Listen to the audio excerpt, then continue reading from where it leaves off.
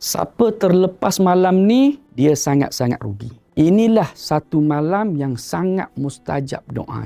Kita selalu ingat malam yang paling mulia itu hanya ada pada bulan Ramadan. Tapi sebenarnya malam raya Aidiladha antara malam yang sangat agung di dalam Islam. Ulama besar macam Imam Ghazali menyebut, malam raya korban lebih utama daripada malam raya Aidilfitri. Sebab malam itu jatuh selepas daripada hari Arafah. Hari di mana Allah SWT ampunkan dosa lebih banyak dari hari-hari yang lain. Dan esoknya pula, hari yang paling besar dalam Islam adalah hari Nahar, hari raya korban. Malam itu, langit terbuka, malaikat turun dan Allah dengar doa-doa hamba-Nya yang meminta dengan hati yang berserah dan ikhlas kepada Allah SWT. Jadi pada malam tersebut, jangan kita biarkan berlalu tanpa kita mengangkat tangan berdoa kepada Allah SWT.